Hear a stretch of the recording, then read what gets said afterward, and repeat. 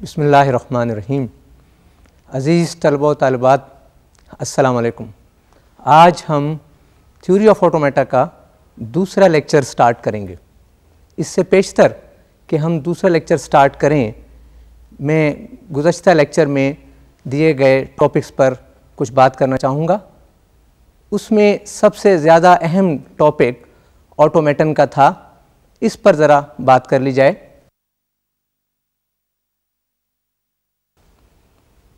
Automaton basically से मुराद ये है कि कोई चीज़ खुद ब खुद कैसे काम करती है। आप जानते ही हैं कि खुद ब खुद तो कोई चीज़ भी काम नहीं कर सकती। ऑटोमेटन की जो आसान मिसाल मैं आपको दे सकता हूँ वो ट्रैफिक सिग्नल्स हैं। हम जो ही ट्रैफिक सिग्नल पर जाते हैं हमें हर तरह से गाइड किया जाता है। कभी ग्रीन सिग्नल होता है, कभी येलो सिग्नल होता है और कभी रेड। कभी भी ऐसा नहीं हुआ कि हमें ये ना पता चल सके कि चौराहे पर पहुंचने के बाद हमें किस तरफ जाना है। बेसिकली सिग्नल लाइट्स के तब्दील होने के पीछे एक मंतक कार फरमा है, एक लॉजिक एग्जिस्ट करता है और वो उस चौराहे की मुनासबत से उसको डिज़ाइन किया जाता है, उसके सर्किट को डिज़ाइन किया जाता है, उसके निज़ाम को डिज़ाइन किया जाता है। मुख्तलिफ़ किस्म की क्रॉसिंग्स आप देख सकते हैं। बाज़ औक़ात एक जगह पर 4 सड़कें मिल रही होती हैं और बाज़ औक़ात 3 सड़कें क्रॉस करती हैं, यानी वाई जंक्शन नज़र आएगा, कहीं आपको टी जंक्शन नज़र आएगा। तो इन तमाम लाइट्स को किस तरह से तब्दील करना है, ट्रैफिक को किस तरह से उसके बहाव को बरकरार रखने हैं, उसका लॉजिक पहले से जानना बहुत ज़रूरी है। उसकी पहले डिज़ाइनिंग की जाती है और उसके मुताबिक वो काम करता है। तो ऑटोमेटन का मतलब ही यही है कि एक ऐसा निज़ाम जो ख़ुद ब खुद हमारी मर्ज़ी के मुताबिक काम कर सके, जो हिदायत हम उसको दें वो उसी तरह से चले। ये ऑटोमेटन जिस पर हम तज़किरा करते चले जाएंगे, ये फाइनाइट ऑटोमेटन है। बेसिकली इंसान का बनाया हुआ ऑटोमेटन हमेशा फाइनाइट ही होता है। अजीज़ तलबा, फाइनाइट ऑटोमेटन से मुराद ये है कि जिस खुदकार सिस्टम की हम बात कर रहे हैं उसकी पॉसिबिलिटीज़ फाइनाइट हैं, यानी महदूद हैं, और हर पॉसिबिलिटी को सामने रखते हुए उसके लिए कोई ना कोई उसकी सिचुएशन तजवीज़ कर दी जाती है। जैसे ट्रैफिक सिग्नल्स पर अगर हम आ रहे हैं और उस तरफ से आने वाली ट्रैफिक को कंटिन्यू करना है तो उस तरफ की लाइट ग्रीन हो जाएगी, जबकि जाहिर है कि दूसरी तरफ से दाएं या बाएं तरफ से आने वाली ट्रैफिक को रोकना मकसूद होगा और वहाँ लाइट रेड हो जाएगी। इस पर एक ख़ास दौरानिया मुकर्रर किया जाता है ट्रैफिक के मुताबिक। अगर बड़ी सड़क से छोटी सड़क की तरफ से ट्रैफिक आ रही है तो उसको कम टाइम दिया जाता है, जबकि बड़ी ट्रैफिक में गुजरने वाले ट्रैफिक को, बड़ी सड़क से आने वाली ट्रैफिक को गुजारने के लिए ज़्यादा टाइम दिया जाता है। इस सारी बात का मतलब कहने का ये है कि फाइनाइट ऑटोमेटन की तमाम पॉसिबिलिटीज़ फाइनाइट हैं, उनकी तमाम तजवीज़, उनके तमाम इम्कानात और उनकी तमाम सिचुएशन फाइनाइट हैं। कंप्यूटर बुनियादी तौर पर इसी असूल पर काम करता है। अज़ीज़ तलबा, हमने फाइनाइट ऑटोमेटन की बात की जो पिछले लेक्चर में मैं महसूस करता था कि ज़्यादा तफसील से नहीं बता सका। हमारा ये स्टाइल रहेगा कि अगर किसी टॉपिक को किसी गुज़श्ता लेक्चर में ज़्यादा टाइम ना दिया गया हो तो उसको आने वाले लेक्चर में उसको तफसील से उस पर एक नज़र देख ली जाए। और ऐसा करने का मकसद भी ये है कि वो तलबा जिनकी छुपी हुई सलाहियतों को ऊपर लाना मकसूद हो वो ख़ुद सोचें और ख़ुद उस टॉपिक को मज़ीद एलेबोरेट करने की कोशिश करें। अगर आपको कोई चीज़ समझ नहीं आती तो इसको दूसरे से हेल्प लेने की बजाय ख़ुद से कोशिश करें, ख़ुद से बुक्स की तरफ जाएं। आप इंटरनेट पर सर्च कर सकते हैं। मैंने इंटरनेट की साइट्स का जिक्र इसलिए नहीं किया कि वो भी आप ख़ुद एक्सप्लोर करें। आज के दौर में किसी भी टॉपिक से रिलेटेड इंटरनेट पर एग्जिस्ट करने वाली साइट्स को बड़ी आसानी से तलाश किया जा सकता है। मुझे उम्मीद है कि आप इस सिलसिले में भी पूरी कोशिश करेंगे। अजीज़ तलबा, हमारा ये स्टाइल रहेगा कि अगर किसी लेक्चर में किसी टॉपिक को मज़ीद एलोबरेट करना दरकार हो तो उसको अगले लेक्चर में एलोबरेट कर दिया जाएगा। बाज़ औक़ात किसी भी लेक्चर में मज़ीद एलोबरेट करने की गुंजाइश ही नहीं रहेगी। एक और बात जो मैं आपको बताता चलूँ, जो मेरे जहन में आई कि वो भी यहाँ दोबारा बता दी जाए, वो एक लैंग्वेज पैलिंड्रोम थी। पैलिंड्रोम लैंग्वेज का हम बहुत ज़्यादा तज़किरा करेंगे। इसके साथ साथ आपने लास्ट टाइम इवन लैंग्वेज की बात की, हमने लास्ट टाइम इवन लैंग्वेज की बात की। इवन लैंग्वेज भी बहुत ज़्यादा डिस्कस की जाएगी। पैलिंड्रोम के बारे में मैं ये बताता चलूँ कि इसमें एक ख़ास खूबी मौजूद है। आप पैलिंड्रोम्स नॉन एम्प्टी स्ट्रिंग्स पर भी डिफ़ाइन कर सकते हैं, यानी नल स्ट्रिंग के अलावा लेकर चल सकते हैं, और नल स्ट्रिंग समेत भी ले चलते हैं। अजीज़ तलबा, जैसे कि पहले भी बताया जा चुका है कि पैलिंड्रोम एक ऐसी लैंग्वेज है जिसकी किसी भी स्ट्रिंग को अगर रिवर्स ऑर्डर में लिख दिया जाए तो स्ट्रिंग चेंज नहीं होती। आप ये तो जानते ही हैं कि स्ट्रिंग में इस्तेमाल किए लेटर्स की तरतीब बदलने से स्ट्रिंग बदल जाती है, लेकिन पैलिंड्रोम की यह खूबी है, इस लैंग्वेज की यह खूबी है कि इसकी किसी भी स्ट्रिंग को अगर रिवर्स ऑर्डर में लिख दिया जाए तो वो स्ट्रिंग नहीं बदलती। यहाँ मैं एक बात बताता चलूँ कि पैलिंड्रोम लैंग्वेज में ज़ाहिर है दो किस्म की लेंथ वाली स्ट्रिंग्स एग्जिस्ट करती हैं। नंबर 1 ऐसी स्ट्रिंग्स जिनकी लेंथ इवन, नंबर 2 ऐसी स्ट्रिंग्स जिनकी लेंथ ऑड। और आप इवन और ऑड नंबर्स के बारे में जानते ही हैं, यानी इवन नंबर्स में 0, 2, 4, 6, 8 ये मौजूद हैं, जबकि ऑड में 1, 3, 5, 7, 9 एंड सो ऑन ये नंबर्स मौजूद हैं। अजीज़ तलबा, ऐसी तमाम स्ट्रिंग्स जो इवन लेंथ वाली हों और पैलिंड्रोम में मौजूद हों, ये भी आप जानते हैं कि पैलिंड्रोम की वर्ड्स को हम पैलिंड्रोम्स ही कहते हैं, सिर्फ लिखते हुए उनके लेटर्स को लोअर केस में लिखा जाता है। तो कहना ये चाह रहा हूँ कि इवन लेंथ वाली पैलिंड्रोम्स की ये खूबी है कि उसमें हम एक ऐसी लाइन इंसर्ट कर सकते हैं, उस स्ट्रिंग में एक ऐसी लाइन इंसर्ट की जा सकती है कि string can be found to be symmetrical about that line. यानी अगर आप आइदर साइड से, दोनों तरफ से, एक लेफ़्ट साइड और दूसरी राइट साइड से लेटर्स को चेक करें तो आपको एक जैसे लेटर्स नज़र आएंगे। इसी तरह साइड्स की तरफ से उस लाइन की तरफ चलते हुए जब आप लेटर्स को देखेंगे तो आपको लेटर्स में सिमेट्री नज़र आएगी। ये सिमेट्री साइड से सिर्फ लाइन तक महदूद नहीं, बल्कि आप लाइन से साइड्स की तरफ भी देख सकते हैं, और ये खूबी तमाम इवन लेंथ वाले पैलिंड्रोम्स में पाई जा सकती है। इसी खूबी की बदौलत हम ये बात कह सकते हैं कि अगर आप दो इवन लेंथ वाली पैलिंड्रोम को कैनकेटिनेट कर दें, एक साथ इकट्ठा लिख दें, तो अब जो स्ट्रिंग बनेगी वो एक और पैलिंड्रोम बनेगी, और ये सिलसिला जारी रहेगा। तो इस तरह से भी हमें पैलिंड्रोम की एक इजाफी खूबी पता चल गई। अजीज़ तलबा, दूसरी बात ऑड लेंथ वाली पैलिंड्रोम्स की है।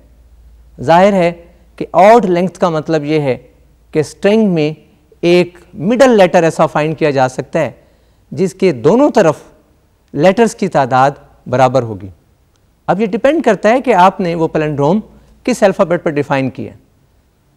नंबर 1 हो सकता है कि वो सिर्फ 2 लेटर्स वाली अल्फ़ाबेट पर डिफ़ाइन हो, और नंबर 2 वो 2 से ज़्यादा लेटर्स वाली अल्फ़ाबेट पर भी डिफ़ाइन की जा सकती है। लेकिन ऑड लेंथ वाली पैलिंड्रोम्स में ये खूबी होती है कि ऑड लेंथ वाली पैलिंड्रोम मिडल लेटर के अबाउट हमेशा सिमेट्रिक होती है।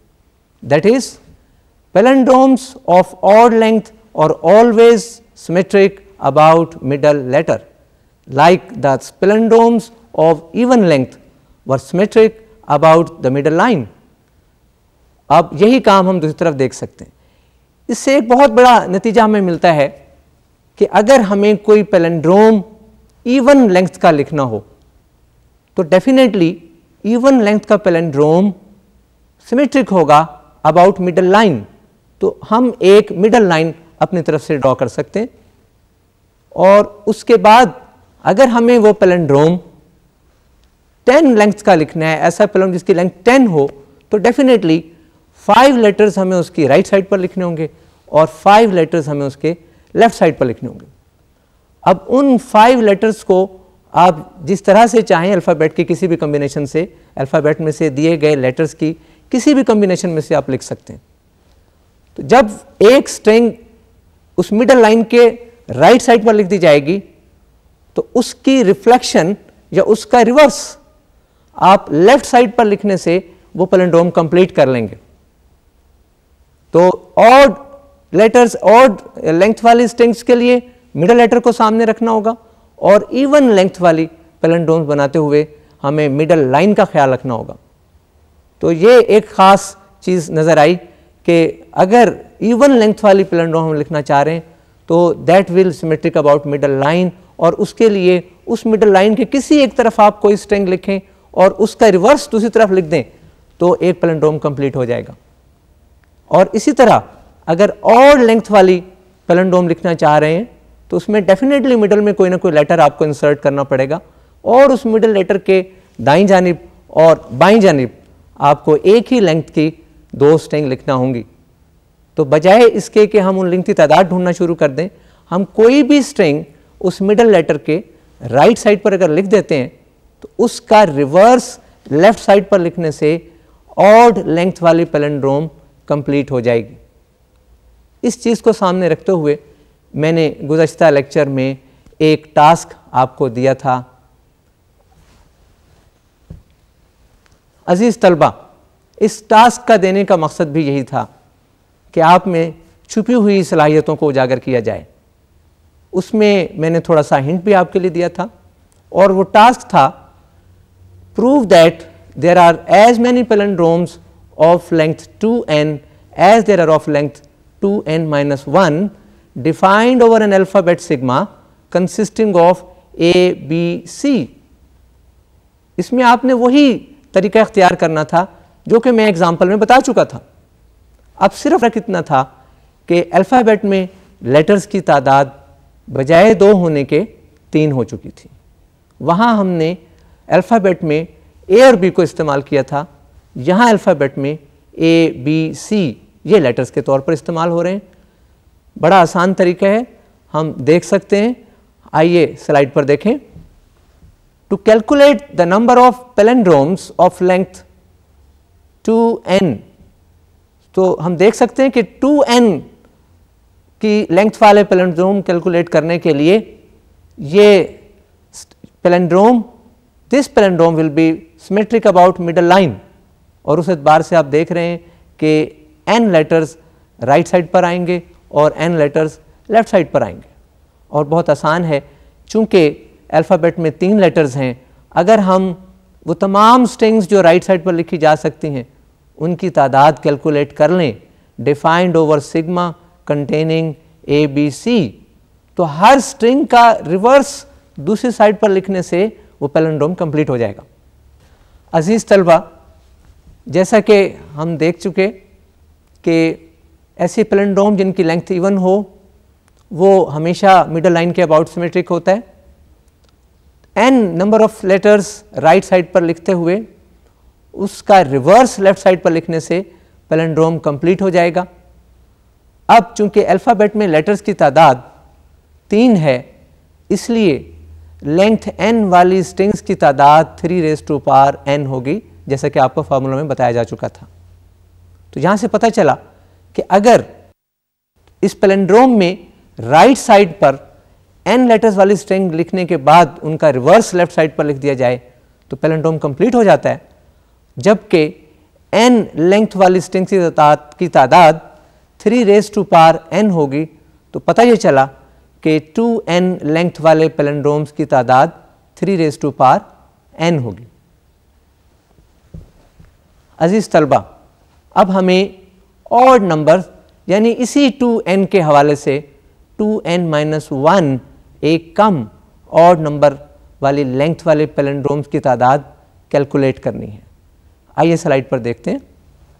हम स्लाइड में देख रहे हैं कि टोटल लेंथ 2n-1 है और चूंकि ये ऑड है डेफिनेटली कोई ना कोई लेटर मिडल में आएगा और हमारे इस केस में ए मिडल लेटर है। अजीज तलबा, ए मिडल लेटर लेने के बाद हमारे पास लेटर्स लिखने के लिए 2n-2 स्पेसेस बची हुई हैं, जिनमें से हाफ स्पेसेस लेफ्ट साइड पर लिखी जाएंगी और हाफ राइट साइड पर लिखी जाएंगी। आप जानते ही हैं कि 2n-2 का हाफ n-1 होता है और इस एतबार से दोनों तरफ लिखी जाने वाली स्ट्रिंग्स की लेंथ n-1 होगी। और यहाँ ये बताता चलूँ कि एक तरफ लिखी गई स्ट्रिंग का रिवर्स दूसरी तरफ लिखने के से वो पैलिंड्रोम कंप्लीट हो जाएगा। अब हमें सिर्फ n-1 लेंथ वाली स्ट्रिंग्स की तादाद कैलकुलेट करनी है, जिसकी मदद से ऐसी पैलिंड्रोम की तादाद मालूम की जा सकेगी जिनकी लेंथ 2n-1 होगी लेकिन उसके मिडल में लेटर ए होगा। बड़ी आसानी के साथ ये जवाब दिया जा सकता है कि चूंकि अल्फ़ाबेट में 3 लेटर्स हैं तो इसलिए इस अल्फ़ाबेट पर डिफ़ाइन की गई ऐसी तमाम स्ट्रिंग्स जिनकी लेंथ n-1 है उनकी तादाद 3n-1 होगी। अजीज़ तलबा, हमने अभी 2n-1 लेंथ वाले पैलिंड्रोम्स की तादाद ऐसी सूरत में कैलकुलेट की जिनमें a एज मिडल लेटर हो। अभी 2 पॉसिबिलिटीज़ बाकी हैं, यानी b एज मिडल लेटर और c एज मिडल लेटर। इन दोनों ही सूरतों में सिर्फ लेटर के मिडल में आने का फ़र्क है, जबकि पैलिंड्रोम्स की तादाद में कोई फ़र्क नहीं होगा। अगर b एज मिडल लेटर तो भी पैलिंड्रोम की तादाद 3n-1 होगी और अगर c is the middle letter तब भी पैलिंड्रोम की तादाद 3n-1 होगी। अजीज़ तलबा, अभी हमने तीनों पॉसिबिलिटीज़ के लिए स्ट्रिंग्स की तादाद को कैलकुलेट किया और तीनों केसेस में स्ट्रिंग्स की तादाद 3n-1 आई। हमें इस सम को, इन तमाम तादाद को जमा करना है। तो अगर हमें total number of palindromes of length 2n-1 with all possibilities A, B और C in the middle letter calculate करना हो तो यकीनन हमें इन तीनों को जमा करना होगा।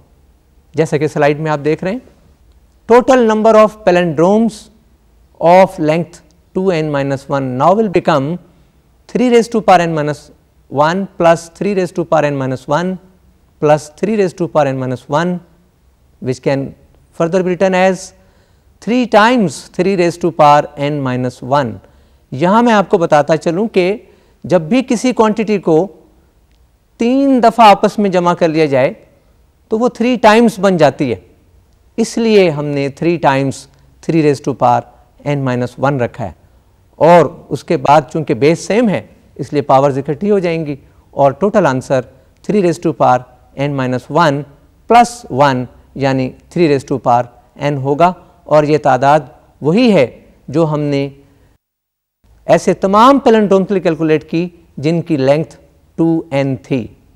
अजीज़ तलबा, अभी हमने आपको दिए गए टास्क का सलूशन दिया और इस सलूशन को देने का मकसद यही था कि जो आपके जहन में सवालात मौजूद थे उसको आप इनसे कंपेयर कर सकें और आइंदा के लिए भी आप अपने आप को प्रिपेयर करें कि जब भी कोई टास्क आपको दिया जाए वो किसी की मदद के बग़ैर उसको कोशिश करें कि उसको सॉल्व कर लिया जाए और यकीनन अगले लेक्चर में उसका सलूशन दे दिया जाएगा तो फिर ही आप अपने जवाब को उस सलूशन से कंपेयर करके अपने आप को इम्प्रूव कर सकते हैं।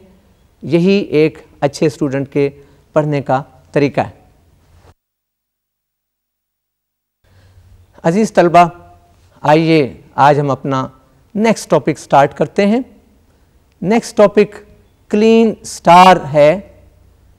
जैसा कि Kleene star basically Kleene is the name after the name of person, so it is written always in capital letters, the first letter is capital. और क्लीन स्टार के बारे में आइए स्लाइड देखते हैं। Given sigma, then the Kleene star closure of the alphabet sigma denoted by sigma star is the collection of all strings defined over sigma including null string। अजीज तलबा, मैं यहाँ बताता चलूँ कि हमने सिग्मा जब अल्फ़ाबेट की बात की और उस पर एक ऑपरेटर क्लीन स्टार क्लोजर लगाया और हमने ये कहा कि क्लीन स्टार क्लोजर से मुराद उस अल्फ़ाबेट में पर डिफाइन होने वाली तमाम स्ट्रिंग्स की कलेक्शन है, जिसमें हमने नल स्ट्रिंग को भी शामिल किया। आपके जहन में सवाल आएगा कि नल स्ट्रिंग तो एक ऐसी स्ट्रिंग है जिसमें कोई लेटर्स ही नहीं, फिर इसको क्यों शामिल किया गया? बेसिकली क्लीन स्टार क्लोजर का मकसद ही यही है कि हम उस अल्फ़ाबेट में मौजूद लेटर्स की तमाम पॉसिबल कॉन्केटिनेशंस लिख दें, और जिनमें एक कंकेटिनेशन वो है which means no concatenation of letters. इसको हम छोड़ नहीं सकते, इसको हम स्पेशल स्ट्रिंग का नाम दे आए हैं, इसलिए क्लीन स्टार क्लोजर में ये शामिल होगी। दूसरी बात, आप मैथमेटिक्स में जानते हैं कि क्लोजर का मतलब सेट के हवाले से ले जाता है। The set is closed under addition. अगर आप सेट ऑफ नेचुरल नंबर की बात करते हैं, आप उसके कोई से दो नंबर्स को ऐड करें, रिजल्ट उसी सेट में मौजूद होगा। ये क्लोजर प्रॉपर्टी आप इस सिग्मा स्टार में देख सकते हैं। सिग्मा स्टार में मौजूद डिफाइन होने वाली तमाम स्ट्रिंग में यह खूबी मौजूद है कि किसी भी दो स्ट्रिंग को आप कैनकेटिनेट कर दें, जो रिजल्ट होगा वो सिग्मा स्टार ही में होगा। और सिर्फ दो स्ट्रिंग नहीं, आप जितनी चाहें स्ट्रिंग कैनकेटिनेट कर दें, रिजल्ट फिर भी उसी में होगा। अजीज तलबा, क्लीन स्टार क्लोजर की हमने बात की कि क्लीन स्टार क्लोजर हम अल्फ़ाबेट पर डिफ़ाइन करते हैं। ज़रूरी नहीं कि सिर्फ अल्फ़ाबेट पर ही डिफ़ाइन करें, ये ऑपरेटर किसी भी सेट ऑफ स्ट्रिंग पर अप्लाई किया जा सकता है। अजीज़ तलबा, क्लीन स्टार ऑपरेटर अगर किसी भी सेट ऑफ स्ट्रिंग पर अप्लाई किया जाए तो हम हमेशा नल स्ट्रिंग खुद से लिखेंगे, उसके बाद उस सेट ऑफ स्ट्रिंग्स की तमाम स्ट्रिंग्स एज सच लिख दी जाएंगी, और फिर उनके बाद उनकी पॉसिबल कॉन्केटिनेशंस। और कॉन्केटिनेशंस का भी एक तरीका है कि एक वक्त में दो स्ट्रिंग्स को कॉन्केटिनेट किया जा रहा है, फिर एक वक्त में तीन स्ट्रिंग्स को कॉन्केटिनेट किया जा रहा है, एंड सो ऑन। तो इस तरह से हम किसी भी सेट ऑफ स्ट्रिंग्स पर क्लीन स्टार ऑपरेटर अप्लाई करके उसका रिजल्ट एक सेट ऑफ स्ट्रिंग्स में देख सकते हैं। आइए कुछ एग्जांपल्स स्लाइड पर देखें। If sigma is equal to X, then sigma star which is clean star closure of sigma consists of null string x, xx, xxx, xxxx and so on। यहाँ आप देख सकते हैं कि नल स्ट्रिंग इस सिग्मा का पार्ट नहीं थी, लेकिन नल स्ट्रिंग हमने अपने तौर पर लिख ली। उसके बाद x को लिखा और फिर x की अपने साथ कॉन्केटिनेशन 2 दफ़ा और फिर 3 दफ़ा और 4 दफ़ा एंड सो ऑन। तो ये एक ख़ास सिस्टम है, सिस्टमेटिक तरीके से हम हमेशा क्लीन स्टार ऑपरेटर को अप्लाई करेंगे। If sigma is equal to 0 1, then sigma star consist of null string 0 1 0 0 0 1 1 0 1 1। आप देख सकते हैं कि यहाँ फिर वही तरीका इख्तियार किया गया कि सबसे पहले हमने नल स्ट्रिंग लिखा, जबकि नल स्ट्रिंग सिग्मा में मौजूद नहीं थी। फिर हमने सिग्मा के मेंबर्स को एज सच लिख दिया जो कि 0 1 थे। फिर इन मेंबर्स को कॉन्केटिनेशन की फॉर्म में लिखा और इस चीज़ का ख्याल रखा कि पहली बार सिर्फ 2 ही दफ़ा कॉन्केटिनेशन हो और उनकी भी तरतीब का ख्याल रखा गया। आप देख रहे हैं 0 को 0 से कंकेटिनेट किया, 0 को 1 से, 1 को 0 से, 1 को 1 से, और उसके बाद 3 बार कंकेटिनेशन का सिलसिला जारी होगा, जिसकी पॉसिबल स्ट्रिंग्स की तादाद डेफिनेटली 2 रेज़ टू पावर 3 8 होगी। एक और एग्जांपल देखें, if sigma consisting of A B C, तो यहां हम देख रहे हैं कि सिग्मा स्टार में उसी तरह नल स्ट्रिंग ए बी सी ऐसा आ गए, और फिर इन ये 2 लेटर्स हैं, ये जहन में रहे आपके कि इस अल्फ़ाबेट में हमने पहला लेटर ग्रुप ऑफ 3 सिंबल्स लिया हुआ है और ये एक लेटर तस्वुर होगा, इसलिए ए बी एक ऐसी स्ट्रिंग तस्वुर की जाएगी यहाँ जिसकी लेंथ 2 होगी, और डेफिनेटली ये 4 पॉसिबिलिटीज़ हैं, और ये चारों पॉसिबिलिटीज़ आप इसमें देख रहे हैं। पहले ए बी को ए बी से, फिर ए बी को सी के साथ, इसी तरह सी को ए बी से और सी को अपने साथ कंकेटिनेट किया, और कंकेटिनेशन का सिलसिला जारी रहेगा। अजीज़ तलबा, क्लीन स्टार क्लोजर की मदद से हम बहुत सी लैंग्वेजेस डिफ़ाइन कर सकते हैं, और ये लैंग्वेज इन्फिनिट लैंग्वेज कहलाएंगी। उसकी वजह यह है कि इनमें स्ट्रिंग्स की तादाद इन्फिनिट होगी। इसका ये मतलब बिल्कुल ना लिया जाए कि इसमें जो स्ट्रिंग्स इस्तेमाल की जा रही हैं उनकी लेंथ इन्फिनिट होगी, ऐसा नहीं। चूँकि कोई भी शख्स किसी लास्ट फाइनाइट नंबर के बारे में नहीं जानता, इसलिए इस लैंग्वेज में स्ट्रिंग्स की तादाद इन्फिनिट है। चूँकि हम ये पाबंदी नहीं लगा सकते कि ये कोई ऐसी लैंग्वेज नहीं कि जिनकी लेंथ, स्ट्रिंग की लेंथ पर हम पाबंदी लगा दें कि स्ट्रिंग की लेंथ लेस देन और इक्वल टू 100 या लेस देन इक्वल टू 1000, इस किस्म की कोई पाबंदी नहीं है, इसलिए हम इसको स्टॉप नहीं कर सकते और ये डॉट्स का सिलसिला जारी रहेगा। लेकिन इसका कतन ये मतलब नहीं है कि इसमें स्ट्रिंग्स ऐसी मौजूद हैं जिनकी लेंथ इन्फिनिट है, या ऐसी स्ट्रिंग जिनमें लेटर्स की तादाद इन्फिनिट हो, ऐसी स्ट्रिंग प्रैक्टिकली एग्जिस्ट नहीं करती। Since nobody knows the last finite number, hence we can not define the length of last finite string, hence the language remains infinite. एक और एग्जाम्पल हम इसमें मैं चाहूँगा कि जहाँ एक टास्क आपको देता चलूँ, तो स्लाइड पर देखिए। Show that we are given actually task, question number 1, let S be consisting of AB, double B and T be consisting of AB, double B, B, B, B, B. Show that S star is equal to, S star is not equal to T star.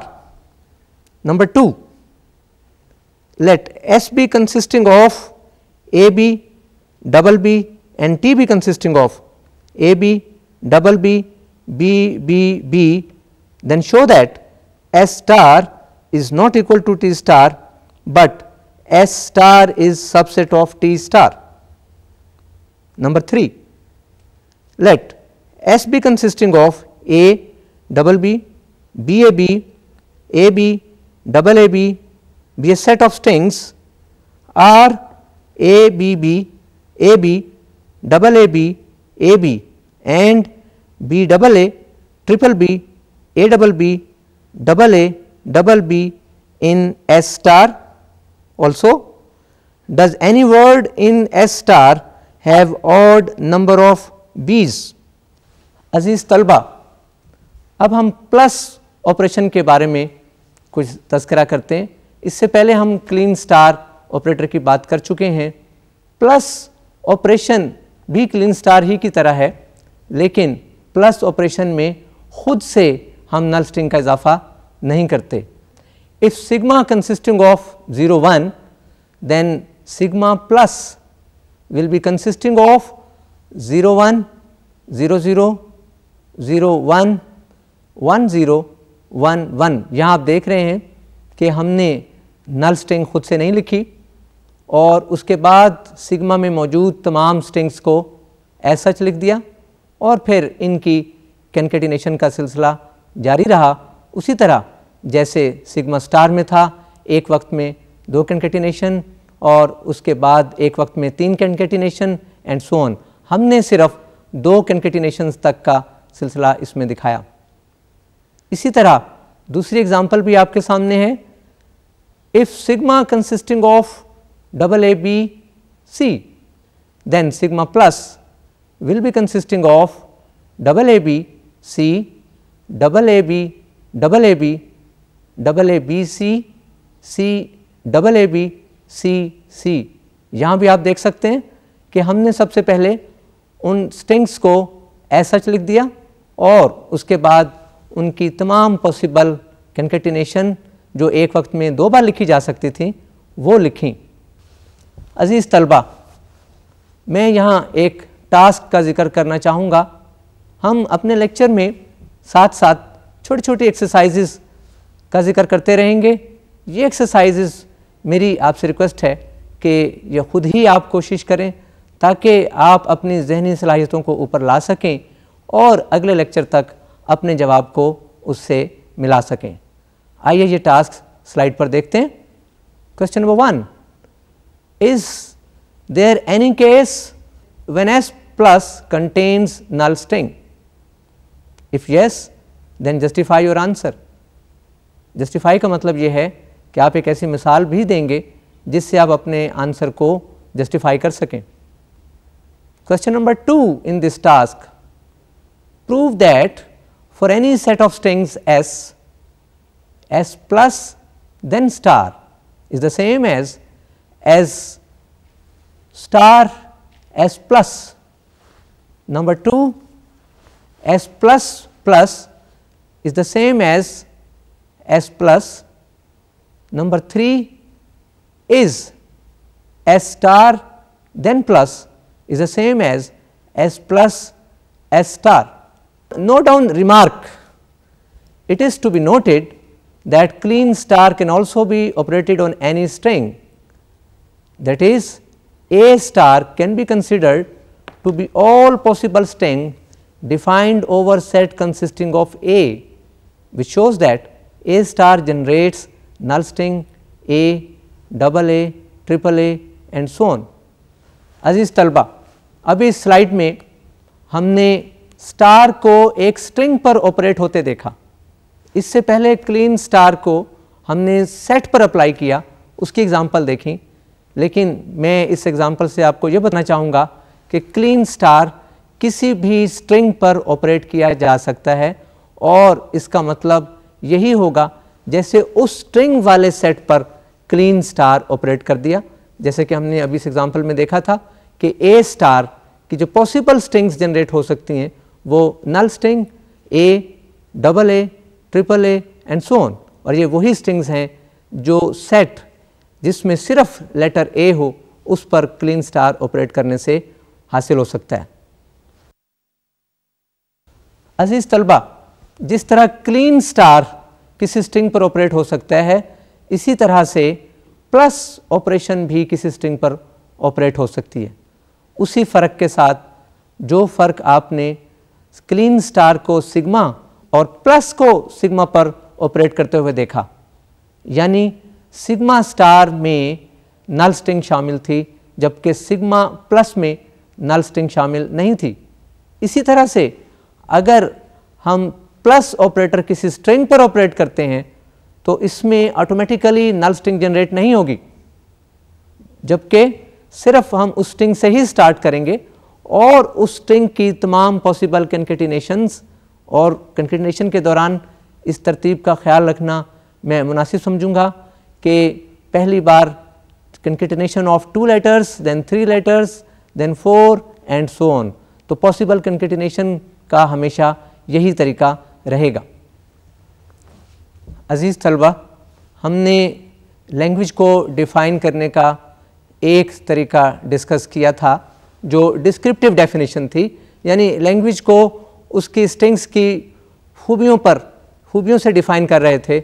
एक method और भी define किया जा सकता है which is recursive definition of language.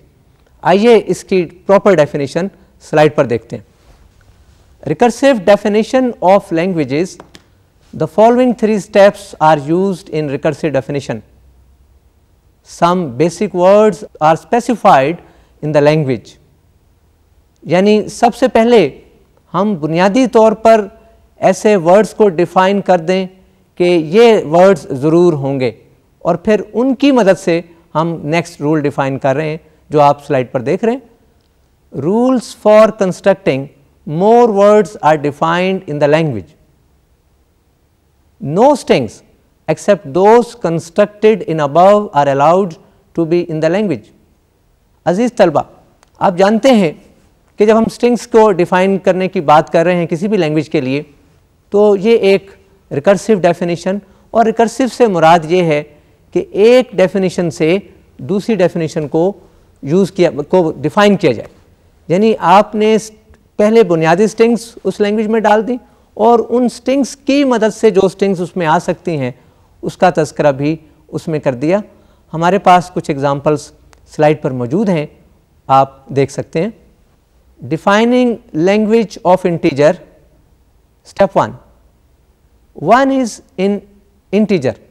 यहाँ हम बुनियादी वर्ड जो बता रहे हैं वो 1 है और वो इस लैंग्वेज इंटीजर में शामिल है.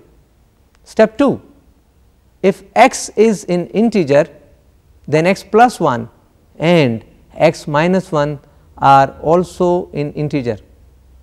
अब यहाँ ये जो हमने नोटेशन यूज़ की है x, ये बिल्कुल डमी नोटेशन है, जैसे आप सेट में यूज़ करते हैं कि set of x such that x is greater than 5 and less than suppose 7. बिल्कुल इसी तरह से ये डमी नोटेशन है, यानी जो भी वर्ड इस लैंग्वेज में होगा उसमें आप 1 ऐड कर दें या 1 माइनस कर दें, दोनों सूरतों में आपको नई स्ट्रिंग्स मिल जाएंगी, और इस लैंग्वेज का नाम हमने इंटीजर रखा था.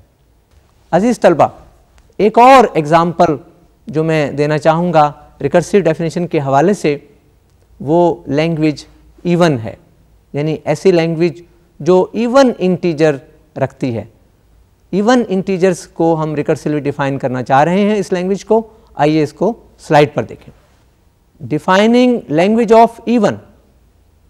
Step 1, 2 is in even. ये हमारा बुनियादी वर्ड है जो इस लैंग्वेज में मौजूद है, और इसी की मदद से बाकी तमाम स्ट्रिंग्स हम डिफ़ाइन करते हैं, वो आप स्टेप 2 में देख रहे हैं.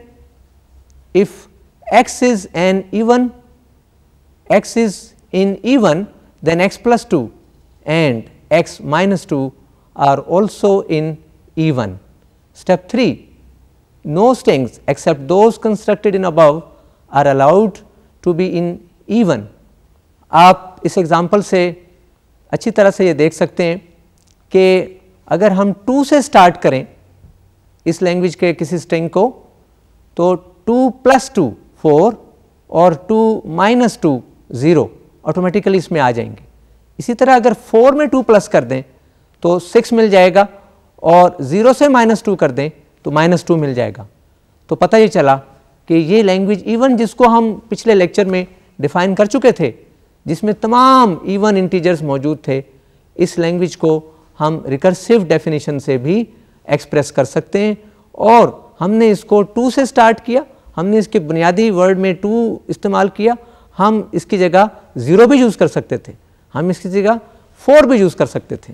तो किसी भी इसके इस लैंग्वेज के किसी भी स्ट्रिंग से हम इसको रिकर्सिवली डिफ़ाइन कर सकते हैं. मैंने अपनी आसानी के लिए और आपकी आसानी के लिए सिर्फ 2 से स्टार्ट किया था. आइए एक और एग्जांपल स्लाइड पर देखते हैं. Defining the language factorial. ये वही लैंग्वेज है जो हम पहले भी डिस्क्राइब कर चुके थे. इसको हमने डिफ़ाइन करने के लिए स्टेप 1 में हमने सहारा लिया 0 फैक्टोरियल का, जो 1 होता है, और and we express that as 0 factorial is equal to 1, so 1 is in factorial.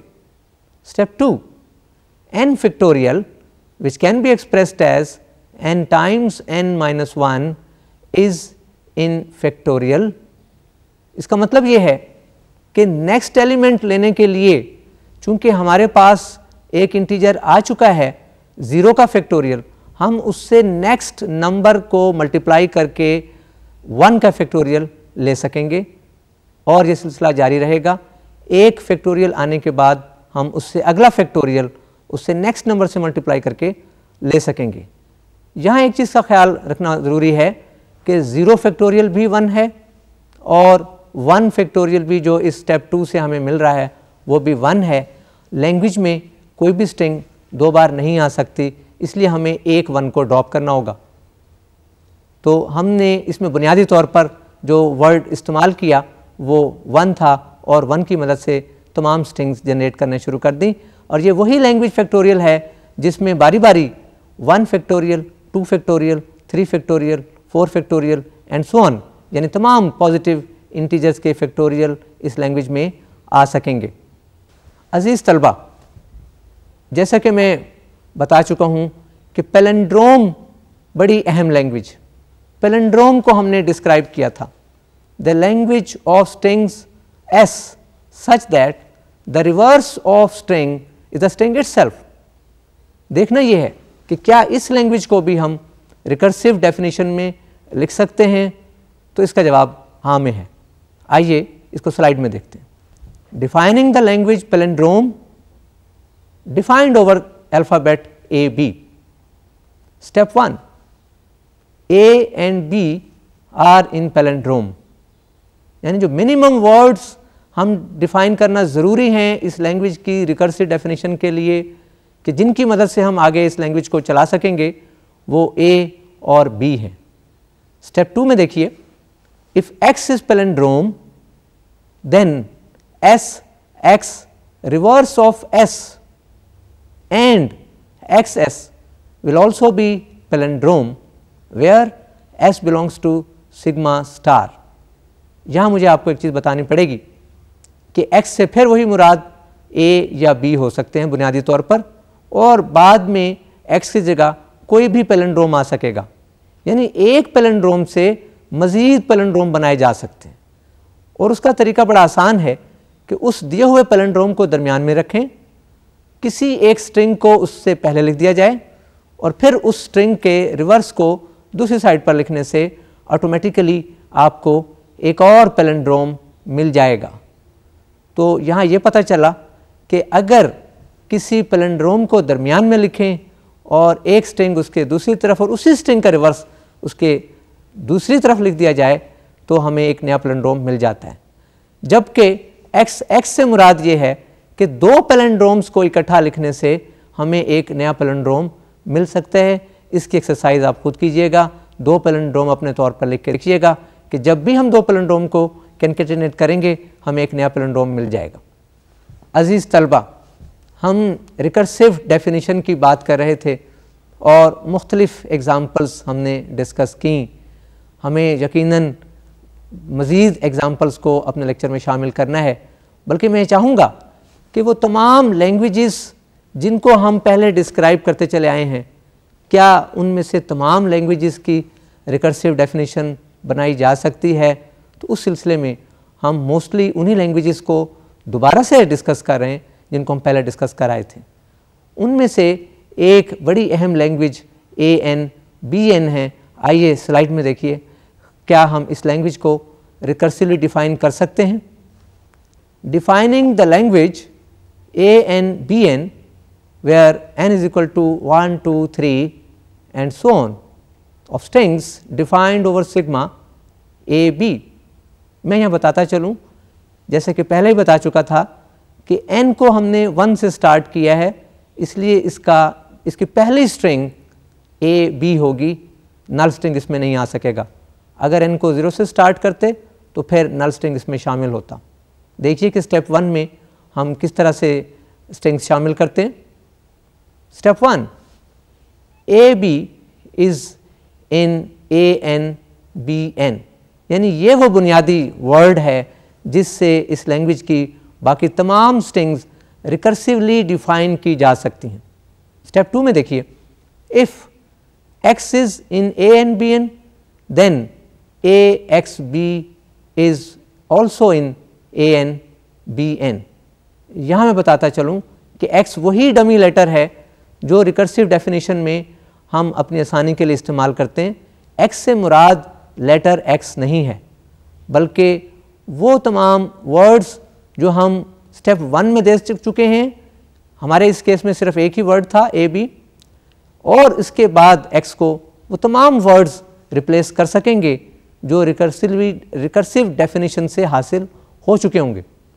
तो जब आप ए बी को लिखने के बाद उसकी लेफ्ट साइड पर आप ए लिखें और राइट साइड पर बी लिखें तो definitely number of A's will still remain number of B's, A's in the beginning, B's at the and.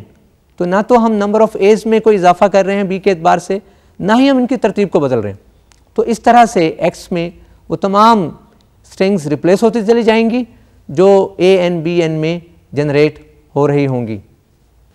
अजीज़ तलबा, हम स्ट्रिंग्स की लैंग्वेज को रिकर्सिवली डिफ़ाइन करते चले आ रहे हैं और उन तमाम एग्जाम्पल्स का, उन तमाम लैंग्वेज का जिक्र कर रहे हैं जिनको हमने डिस्क्रिप्टिव फॉर्म में लिखा था। एक और लैंग्वेज जिसको हम रिकर्सिवली डिफ़ाइन करना चाह रहे हैं, आइए स्लाइड में देखते हैं।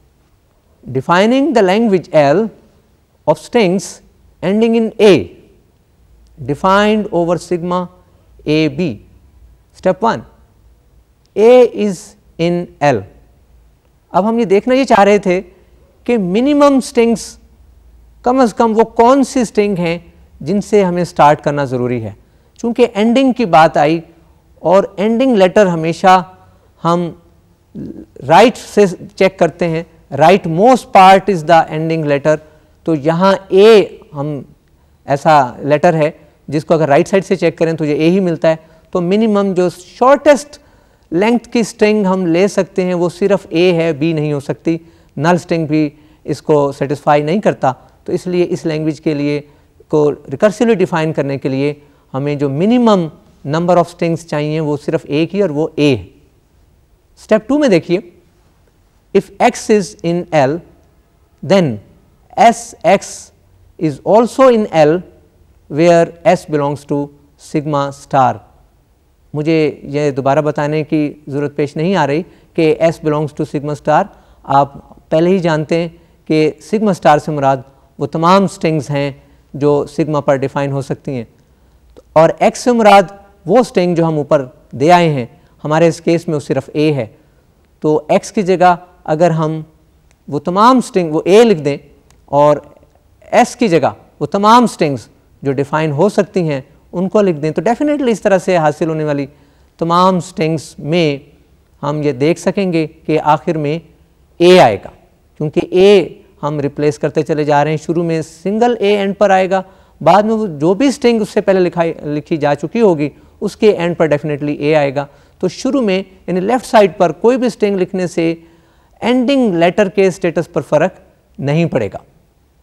अजीज़ तलबा, एक और एग्ज़ाम्पल हम रिकर्सिव डेफिनेशन के सिलसिले में देखना चाहेंगे। आइए स्लाइड पर देखते हैं। Defining the language L of strings beginning and ending in same letters defined over sigma a b. Step 1, a and b are in L। अब देखें कि इसकी जो डेफिनेशन है लैंग्वेज की अपनी, उसमें कहा यह जा रहा है कि beginning and ending in the same letter. So the shortest string, that is the string of shortest length that can possibly satisfy this condition will be a and b। null string इसमें नहीं आ सकती क्योंकि हमने letters का तस्करा कर दिया है और नल स्ट्रिंग में कोई लेटर नहीं होता। तो ए बी की मदद से हम इस लैंग्वेज की बाकी स्ट्रिंग्स डिफाइन कर सकते हैं जो स्टेप 2 में बयान कर दी गई। इसकी दो पॉसिबिलिटीज़ हैं, A S A and B S B are also in L where S belongs to sigma star.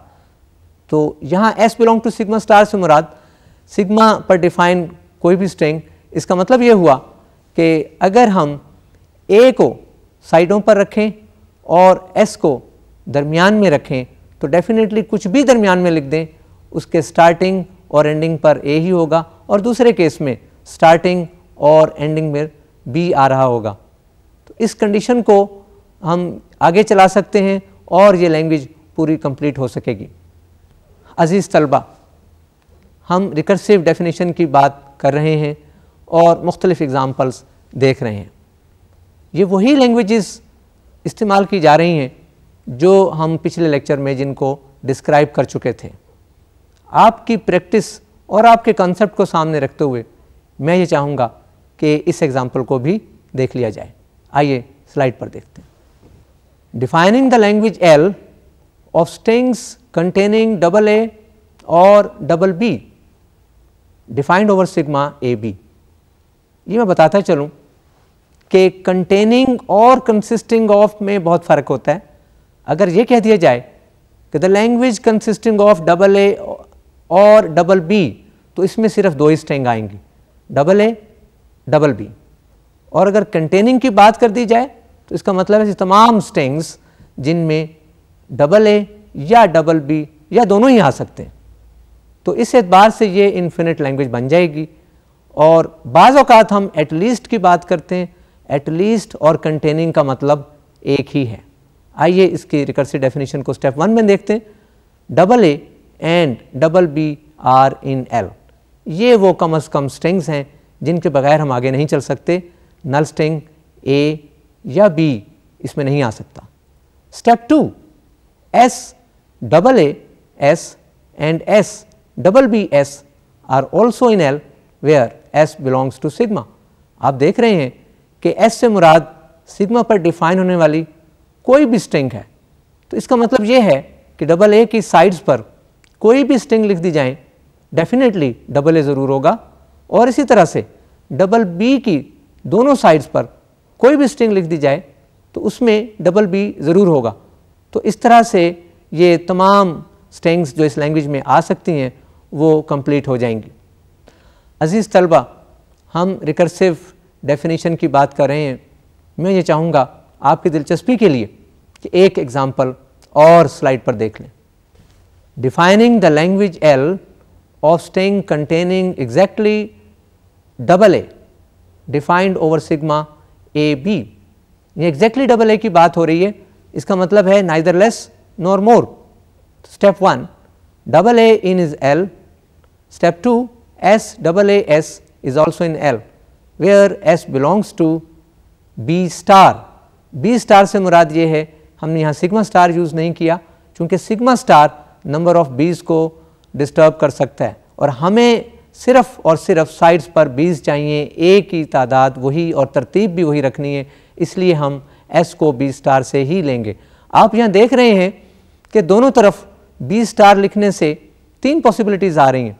अगर आप बी स्टार से नल स्ट्रिंग शुरू में लेंगे तो डबल ए और बाद में और स्ट्रिंग्स आएंगी, और अगर आखिर वाले एस में आप नल स्ट्रिंग लेंगे तो शुरू में बीज की स्ट्रिंग्स आ जाएंगी, और अगर दोनों तरफ लेंगे तो दोनों तरफ बीज की स्ट्रिंग और दरमियान में डबल ए होगा।